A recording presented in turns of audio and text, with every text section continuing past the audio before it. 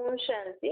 आज मीठे मीठे शिव बाबा ब्रह्मा के तन द्वारा कहते हैं, मीठे मीठे बच्चे, कई लोग मुझे मालिक कहकर याद करते हैं। कहते हैं उस मालिक का नाम नहीं है। अच्छा भला वह मालिक कहाँ है? क्या वह विश्व का, सारी सृष्टि का मालिक है? बाबा कहते हैं, मैं परमात्मा भगवान खुद कहते हैं, मैं कभी सृष्टि का मालिक नहीं बनता हूँ। इस पूरी सृष्टि के मालिक तो अलग अलग धर्म, इस पूरी सृष्टि के मालिक सब धर्म वाले नहीं बन सकते। इस पूरी सृष्टि का मालिक तो सिर्फ आदि सनातन देवी देवता धर्म वाले ही बन सकते हैं। इस पूरी सृष्टि पर सत्य त्रेता में एक ही धर्म था ना, तो जब एक धर्म होगा तभी ही वो धर्म पूरी सृष्टि का मालिक बन सकता है ना। जब 2, 3, 4 धर्म आ जाएंगे तो कोई पूरी सृष्टि का मालिक बन नहीं सकता। ये लॉ नहीं है। चाहे अभी क्रिश्चियन जो अमेरिका वगैरह है, इंग्लैंड वगैरह है, यहाँ पे क्रिश्चियन ज्यादा रहते हैं ना। अगर क्रिश्चियन धर्म वाले भी चाहें कि हम सब मिलके पूरे विश्व के मालिक बन जाएं, सब धर्म वालों को अपने कंट्रोल में कर लें, पर ऐसा लॉ नहीं है। ये सृष्टि का लॉ नहीं है। कोई बाहुबल से पूरे विश्व पर राज्य कर सकते हैं। देवी देवता धर्म वाले ही पूरे विश्व पे राज्य क्यों कर सकते हैं? क्योंकि उनको राज्य परमात्मा बाप ने दिया था। क्योंकि परमात्मा सृष्टि का रचयिता है ना, तो परमात्मा की मत पे अगर कोई धर्म वाले चलेंगे तो वो उनको सृष्टि के मालिक बना सकते हैं। देखो, देवी देवता धर्म वाली आत्माएं पवित्र रहते थे, काम क्रोध लोभ मोह अहंकार से मुक्त थे, उनमें वो आत्म अभिमानी थे। जो हम अभी बन रहे हैं, हम जितना जितना परमात्मा की श्रीमत पे चलेंगे उतना हमें सत्युग की जायदाद मिलेगी, उतना हम सत्युग में जाने के लायक बन सकेंगे जल्दी। और हालांकि जो देवी देवता धर्म की आत्माएं होंगी सब कहेंगे ना हमारा विश्व, यहाँ पे भी सब कहते हैं हमारा भारत, हमारा इंग्लैंड, हमारा अमेरिका। सिर्फ प्राइम मिनिस्टर प्रेसिडेंट वहाँ के बड़े ही थोड़ी कहते, सब कहते हैं। ऐसे ही सत्युग में भी एक होंगे महाराजा महारानी लक्ष्मी नारायण, लेकिन कहने में तो सभी बोलेंगे ना हम पूरे विश्व के मालिक है, पूरे विश्व में और कोई नहीं है, हम है। क्यों? क्योंकि उन्होंने अभी परमात्मा की अच्छी पढ़ाई पढ़ के परमात्मा बाप की हर आज्ञा को पालन किया, उनकी हर श्रीमत को पालन किया। माँ बाप किसको जायदाद देते हैं? अभी तो बाबा कह रहे हैं मनुष्य आत्मा ने कलयुगी दुनिया के विनाश की सब सामग्री बना दी है।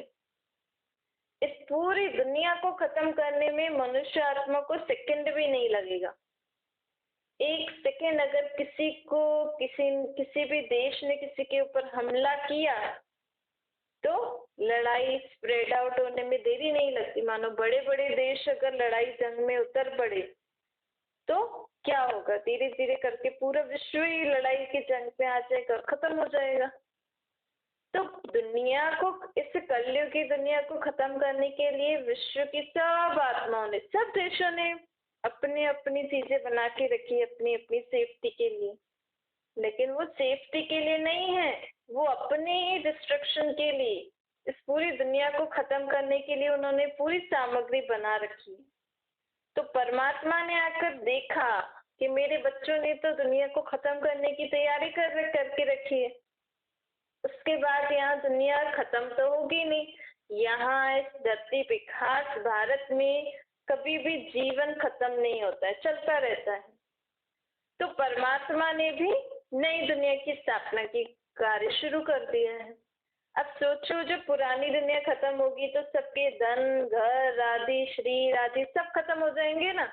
बचेंगी कौन? सिर्फ आत्माएं, और वो सब आत्माएं परम धाम में चली जाएंगी। लेकिन उसके बाद इस दुनिया में किसको कितना धन मिलेगा, किसको कितनी जायदाद मिलेगी, वो कौन फिक्स करेगा? नहीं तो फिर लोग लड़ने लग जाएंगे, नहीं ये हमारी जगह, ये हमारी जगह, ये हमारी जगह। तो सत्य त्रेता के लिए आत्माओं को जायदाद अभी परमात्मा दे रहे हैं। कैसे? इस ज्ञान से, जिससे माँ बाप के कहे पर जो बच्चा चलता है उसको उतनी प्रॉपर्टी मिलती है ना, घर का हिस्सा।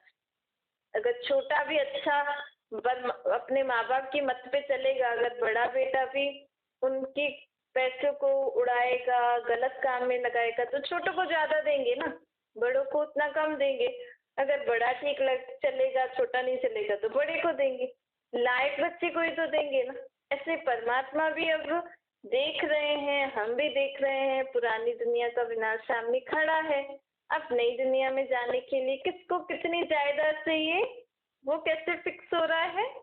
जितना हम बाबा की मत पे अभी चलेंगे। बाबा ने कहा सुबह उठते ही मुझे गुड मॉर्निंग करो। बाबा ने कहा सुबह उठते ही पहले थोड़ी देर मेरे को याद करके मेरे साथ हर कर्म में चलो। मुझे अपना साथी बना के कर्म योगी बन के कर्म करो। अपने संकल्पों को शुद्ध रखो, अपने बोल में मिठास रखो, अपना देखना, सुनना, बोलना, करना, संबंध व्यवहार में बुरा भी नहीं हो, व्यर्थ भी नहीं हो और नेगेटिव भी नहीं हो। तो ये तीनों बातों का, ना बुरा, ना व्यर्थ, फालतू, ना नेगेटिव। तो बाबा कहते हैं ऐसे अपने मन, वचन, कर्म, बोल, संबंध, व्यवहार, जितना आपका परिवर्तन होता गया, जितना आप मेरी याद में रहकर सारा दिन करके याद में रहकर कर्म करोगे, कर्म योगी बनकर, जितना रोज रात को मुझे अपना पूरा पोता में बता के सोओगे मेरी याद में, यही है ना बाबा की मुख्य श्रीमत। मनसा वाचा करना, शुद्ध पवित्र रहना, विकारों का ध्यान देना, व्यर्थ आसुरी स्वभाव संस्कारों से मुक्त रहना। आत्मा जितना परमात्मा के श्रीमत को पालन करेगी, उतनी ज्यादा उसको सत्य में मिलेगी। बाबा कहते हैं देखो आज क्रिसमस के दिन कहते हैं क्राइस्ट का बर्थडे है। अब क्राइस्ट का बर्थडे तो उसका जन्मदिन मनाओ ना। आप ट्री को क्यों डेकोरेट कर रहे हो? सेंटा क्लॉज क्यों आपके लिए गिफ्ट लेके आ रहे हैं? बाबा कहते हैं इसका भी एक आध्यात्मिक रहस्य है। असल में परमात्मा ने देखा है सृष्टि पर सभी धर्म वाले ना दुखी, परेशान और अमर्यादा पूर्वक हो गए हैं। किसी धर्म में सुख नहीं है। आदि सनातन देवी देवता धर्म तो गुम ही हो गए हैं धरती पर। उस धर्म की आत्माएं हैं, लेकिन वो धर्म की नियम मर्यादाएं, सुख शांति नहीं है। तो बाबा ने अब आके नया कल्प वृक्ष लगाया है। बाबा कहते हैं मेरा झाड़ जो जड़जड़ीभूत हो गया है, तो मैंने अब नया कल्प वृक्ष का बीज बोया है। मैं बीज हूं ना, परमात्मा मनुष्य सृष्टि का बीज नया झाड़ लगाने आए। तो ये जो झाड़ के डेकोरेशन करते हैं, असल में बाबा अभी अपने नए झाड़ को फिर से कल्पना के थ्रू बना रहे हैं। हरा भरा करके एक नया कल्प वृक्ष लगा रहे हैं। फिर वही अभी जो कल्पना में संकल्पों में कल्पना मतलब संकल्पों से बाबा जो अपना नया कल्प वृक्ष उगा रहे हैं, डेकोरेट कर रहे हैं, अपने कल्प वृक्ष को बना रहे हैं, आत्माओं को फिर से जागृत कर रहे हैं, आत्माओं में फिर से गुण शक्तियां ज्ञान भर रहे हैं। का यादगार लोग ट्री को डेकोरेट करते हैं। और जो सेंटा क्लॉज लिखा है कि वो गिफ्ट लेके आए हैं, असल में शिव बाबा परम धाम से लाल, हमारा परम धाम घर रेड कलर का है, तो उस लाल कलर की जगह से ब्रह्मा तन, बूढ़े तन में आए। बूढ़ों को हमेशा दाढ़ी दिखाते हैं ना, तो सेंटा की दाढ़ी मशहूर है। क्यों? क्योंकि शिव बाबा, और उसका रेड एंड व्हाइट कलर है क्योंकि शिव बाबा लाल परम धाम से सृष्टि पर ब्रह्मा के तन में आते हैं, बूढ़े तन में, 60 वर्ष की आयु के बाद, और हम सबके लिए गिफ्ट लेके आते हैं। बाबा हम सबके लिए स्वर्ग की सौगात ले आते हैं। अब बाबा लेके तो स्वर्ग की सौगात ले आए हैं, जिसको जो चाहिए बोलो।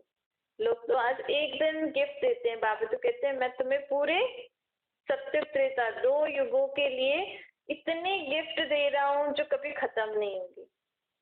और जब बल्कि वो त्रेता के बाद भी हमारे पास गिफ्ट रहेंगी। कौन सी गिफ्ट? गुण, शक्तियों, ज्ञान, वर्षा जो अभी बाबा हमें दे रहे हैं। तो असल में ये है इसका मीनिंग। और लोगों ने फिर उसको अलग अलग रीति से, एक एंजॉयमेंट की रीति से मनाते हैं। लेकिन हर चीज का अगर हमें मीनिंग पता हो तो हम उसको सेलिब्रेट करने में अच्छा भी लगता है। इसीलिए तो आजकल सब लोग क्रिसमस के दिन ट्री और सेंटा का ये सब डेकोरेट करते हैं, सेंटा टॉफीज बांटते हैं। कि क्यों? तो क्रिश्चियन वालों का है ना, आप इंडियंस क्यों कर रहे हो? क्योंकि असल में कल्प वृक्ष और परमात्मा सबके लिए गिफ्ट लेके आते हैं ना, सिर्फ क्रिश्चियंस के लिए नहीं लेके आते। अब क्रिश्चियंस इसको ऐसा क्यों करते हैं? क्योंकि बाबा कहते हैं क्रिश्चियंस की, जो क्रिश्चियन धर्म की आत्माएं हैं ना, उनकी बुद्धि अच्छी है, उनको पता है, वो उस धर्म की आत्मा ऐसा मानती हैं कि हमारे धर्म से पहले 3000 साल पहले इस सृष्टि पर स्वर्ग था और परमात्मा ने वो स्वर्ग की दुनिया बनाई थी। इसीलिए वो हेवनली गॉड फादर कहते हैं। वो सोचते परमात्मा हेवन में रहते हैं, उन्होंने हेवन, वो हेवन के क्रिएटर हैं। लेकिन परमात्मा हेवन में नहीं रहते, उन्होंने थोड़ा मीनिंग उनका गलत हो गया है। लेकिन मैं हेवन का क्रिएटर हूँ। और बरोबर जब क्रिश्चियन धर्म इस दुनिया में आया, उससे 3000 वर्ष पहले इस दुनिया में स्वर्ग था। तो इसीलिए ये लोग ऐसे कल्प वृक्ष और ट्री और सेंटा का बनाते, क्योंकि उनकी बुद्धि मानती है, वो समझते हैं कि यहाँ पे देवी देवता धर्म वाले थे। वो कृष्ण को भी फॉरनर्स इसीलिए मानते हैं क्योंकि उनके बाइबल वगैरह में, उनके शास्त्रों में ऐसा कहते हैं कि यहाँ पे देवी देवता पहले रहते थे। लेकिन हम नहीं जानते, जो हम अपने धर्म के, अपने रीति रस्म को, अपने आप को भूले हैं। लेकिन वो धर्म वाले जानते, क्योंकि जब वो धर्म आया होगा इस सृष्टि पर, तो कुछ तो देवी देवता धर्म की यादगार में चीजें होंगी जो उन लोगों ने इन्वेस्टिगेट करके, ढूंढ के, फिर उस पर, क्योंकि उनकी माइंड ज्यादा रिसर्च वाला होता है, तो इसीलिए उनमें ये समझ है, इसलिए वो ऐसे ऐसे त्योहार मनाते हैं। बाबा कहते हैं हर त्योहार का आध्यात्मिक रहस्य, हर बात के बारे में, इस दुनिया में जो कुछ होता है सबकी नॉलेज मेरे पास है। तुम जो चाहते हो मेरे से नॉलेज भी ले सकते हो, पावर भी ले सकते हो, गुण भी ले सकते हो। और जितना लोगे उतना तुम्हें सत्युग का जायदाद, सत्युग का वर्षा मिलेगा। देखो बाबा हमें स्वयं ऑफर कर रहे हैं, बच्चे अब ये दुनिया तो गई की गई, यहाँ तो आप जो भी यूज कर रहे हो, जैसा भी चल रहे हो, ऐसे ही सोचो कि हम पुरानी दुनिया में अभी हैं, अभी काम चला वाला जीवन चल रहा है, जो चीजें यूज कर रहे हैं हाँ भी करते जाओ। लेकिन मेन उद्देश्य हमारा जीवन का क्या होना चाहिए? नई दुनिया में जाने के लिए अपना वर्षा ले लेना है बाबा से। हर कर्म करते अपने कर्मों को सुधारना है हमें। बाबा से सर्व गुण, सर्व शक्तियां, सर्व ज्ञान, समझ अपने अंदर धारण करनी, उद्देश्य, मेन एम हमारा ये होना चाहिए। बाकी तो दुनिया में जो आप करते हो वो तो चलता ही रहता है। अब फिर नई दुनिया में चल के नया सब कुछ करेंगे। ये जब हमारी स्मृति मन में पक्की हो जाएगी ना, तो जैसे तो हम इस दुनिया में रहते उपराम हो जाएंगे, अर्थात हमारे यहाँ की चीजों, यहाँ के रीत जो भी है, इस दुनिया से लगाव खत्म होता जाएगा। आज दुनिया में कितना कुछ हो रहा है, लोग टेंशन में है कि हमारा क्या होगा, और आपको बाबा पहले से ही बता रहे हैं कि आपका क्या होगा और आगे की दुनिया में आपको कितना धन संपत्ति, कितना आपको चाहिए जायदाद, वो सब मैं दे रहा हूँ तुम्हें। लोग इस क्वेश्चन में हैं कि आगे हमारा क्या होगा, और बाबा हमें अभी आगे की ही तैयारी करा रहे हैं। लेकिन जब हमें ये बुद्धि में समझ में आ जाएगा कि बाबा हमें आगे की ही तैयारी कर रहे हैं, दुनिया तो अभी हम देख ही रहे हैं, तभी हमें निश्चय होगा, तभी तो हम आगे की तैयारी अच्छे से कर सकेंगे ना। अब पापा कहते हैं मैं तो नई सृष्टि का मालिक नहीं बनूंगा, मैं तो ब्रह्मांड में ही रहता हूँ, मैं तो ब्रह्मांड का ही मालिक हूँ। तुम भी वहाँ के मालिक हो, तुम भी वहाँ के रहवासी हो। जब तक तुम वहाँ पे हो तो ब्रह्मांड के मालिक हो, फिर नीचे आते हो तो अपने अपने धर्म में, अपनी जब जहाँ भी होंगे वहाँ के मालिक बनेंगे। परमात्मा कहते हैं मैं तुम्हें नई सृष्टि की स्थापना करके मालिक तुम बच्चों को बनाता हूँ। ब्रह्म तत्व बाप का घर है, वह हम बच्चों का भी घर है। ब्रह्मांड बाप का घर है जहाँ हम आत्माएं अंडे मिसल रहते हैं। अब इसका नाम ब्रह्मांड क्यों है? क्योंकि हम आत्माएं अंडे मिसल रहते हैं। मतलब हमारी आत्मा का शेप ना, चाहे ज्योति स्वरूप का हो, चाहे बिंदी का हो, एक अंडाकार आकार जैसा होता है, इसीलिए इसका नाम है ब्रह्मांड। ऐसे बाबा कहते हैं कि हम आत्माएं ज्योति बिंदु वहां निवास करती हैं। ब्रह्मांड से हम नीचे उतरते हैं पाठ बजाने। हम एक दो के पिछाड़ी आते रहते हैं। जब जब जिस आत्मा का पाठ होता है वो आती रहती है। फिर जो मैं झाड़ अभी संकल्पों से बना रहा हूँ, वही झाड़ प्रैक्टिकल में वृद्धि को पाता रहेगा। बाबा बीज रूप है ना, फाउंडेशन देवी देवताओं का कहें या ब्राह्मणों का कहें। अभी जो बच्चे मेरे बन रहे हैं, अर्थात जो बच्चे मेरा ज्ञान सुन रहे हैं, वही इस कल्प वृक्ष की जड़ें हैं और वही ब्रह्मा कुमार कुमारियां सत्युग में जाकर पाठ बजाएंगी, अर्थात इस वृक्ष का तना बनेगी। ब्राह्मण बाबा ब्रह्मा द्वारा बीज डालते हैं, ब्राह्मण ही फिर देवता बन राज्य करेंगे। अब हमारे द्वारा शिव बाबा फाउंडेशन लगा रहे हैं। डीटीज्म अर्थात स्वर्ग का फाउंडेशन लग रहा है। जितना जो मददगार बनेंगे उतना वह अपना हिस्सा लेंगे। अब यहाँ पे हमें वहां पे कितना हिस्सा मिलेगा? जो बाबा के इस कार्य में जितना मददगार बनेगा। अब चाहे आप मन से बनो, तन से बनो या धन से बनो, अगर आप चाहो तो अपने मन में भी आप सदा सर्व आत्माओं के लिए जितना शुभ संकल्प करोगे, सारे दिन में 2-3 समय टाइम फिक्स कर लो कि हाँ मैं इस समय विश्व की सर्व आत्माओं के लिए बाबा को याद करके उनको सुख शांति का दान दूंगी। तो ये भी आपके बाबा के इस कार्य में मदद मिल गई। चाहे आप तन से करो या बाबा का ज्ञान किसी को ऐसे सुनाओ, या कुछ न कुछ बाबा के जो चित्र होते हैं वो आप औरों को दे सकते हो। चाहे आप धन से भी बाबा के मददगार बन सकते हो, बाबा के कार्य में आप अपना धन भी लगा सकते हो, क्योंकि बाबा कहते हैं जितना मेरे इस कार्य में तुम मददगार बनोगे उतना तुम्हें सत्युग में हिस्सा मिलेगा। देखो भक्ति मार्ग में भी हम भगवान अर्थ दान करते थे, लेकिन अंदर तो यही रहता था ना कि जितना अभी दान करेंगे तो हमें दूसरे जन्म में मिलेगा। यहाँ तो डायरेक्ट परमात्मा अपना कार्य कर रहे हैं। हम बच्चों के लिए नई दुनिया बना रहे हैं और मददगार हमें ही बनाया है। जितना हम परमात्मा के इस कार्य में मददगार बनेंगे, चाहे तन से, मन से, धन से, उतना हमें सत्युग में कितना डबल ट्रिपल करके मिलेगा। बाबा कहते हैं गरीब का 1 रुपया साहूकार का 1000 बराबर होता है, और सत्युग में तो हमें अथाह धन मिलेगा। अभी स्वर्ग का फाउंडेशन लग रहा है, सूर्यवंशी चंद्रवंशी घराना स्थापन हो रहा है ना। हर एक मनुष्य पुरुषार्थ अनुसार प्रारब्ध बना रहे हैं। दान, इस दुनिया में भी लोग दान पुण्य करते हैं, धर्मशाला बनाते हैं, स्कूल बनाते हैं, हॉस्पिटल बनाते हैं। ईश्वर अर्थ ही करते हैं ना, क्योंकि उनका फल देने वाला वही है। यहाँ तो स्वयं ईश्वर आए हैं तो डायरेक्ट देंगे तो उसका फल कितना ज्यादा गुना मिलेगा। पूरा 21 जन्मों के लिए हमें बाबा का वर्षा मिल रहा है। अब तुम बाप की मत पर चल रहे हो। दुनिया में तो लोग मनुष्य मत पे चलते हैं, उसको का मनुष्य मत होती है, आसुरी मत विकारों वाली मत होती है ना।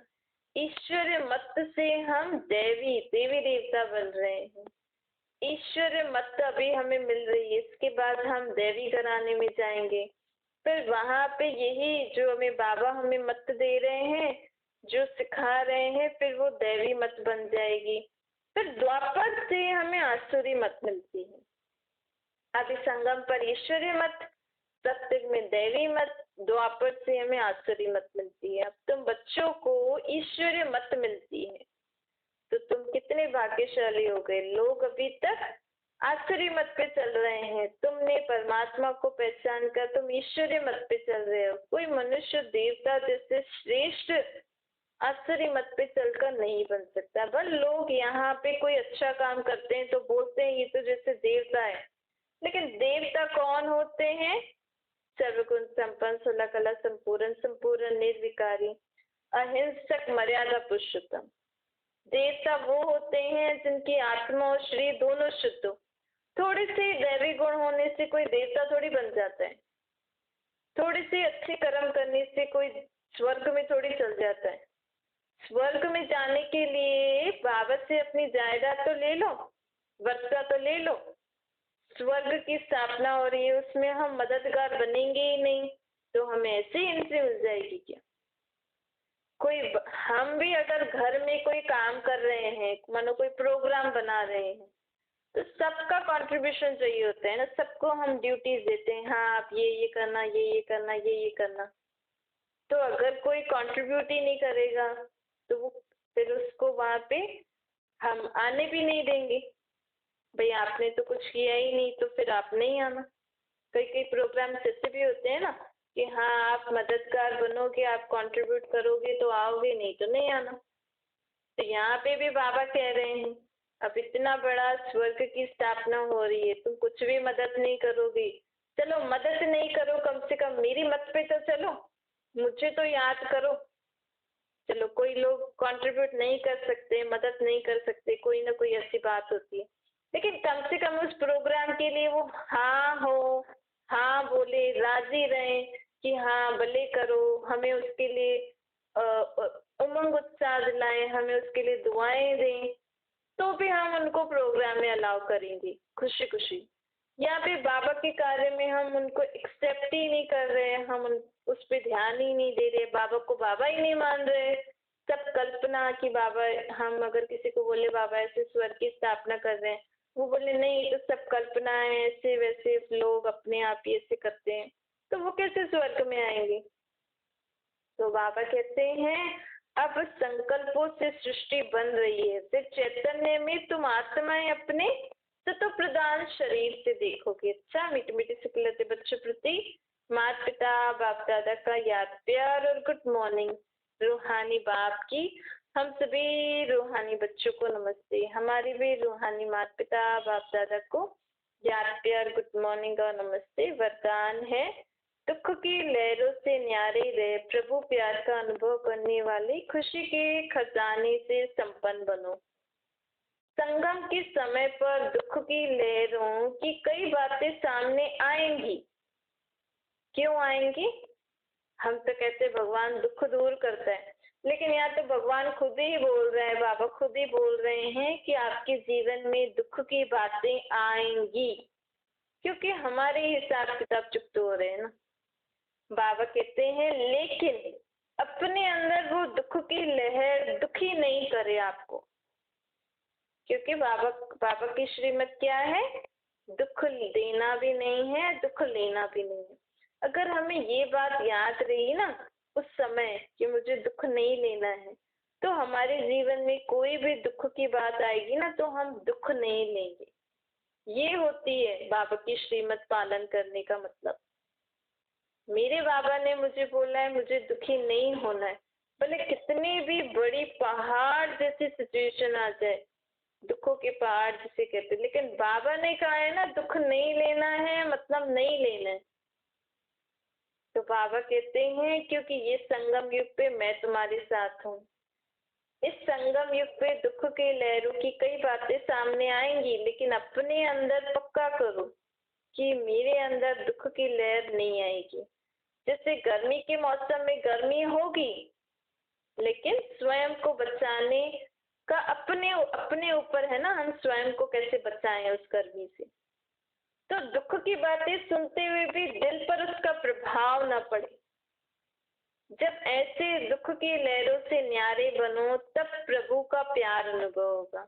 और जब आप बाबा की इस श्रीमत को उस समय याद करके दुखी नहीं होंगे ना, तो देखना आपको बाबा की कितना प्यार मिल रहा है, क्योंकि आपने बाबा की आज्ञा का पालन किया। तो जो बच्चा बाबा की आज्ञा का पालन करता है उसको स्वयं परमात्मा दुआएं देता है, स्वयं परमात्मा प्यार करता है।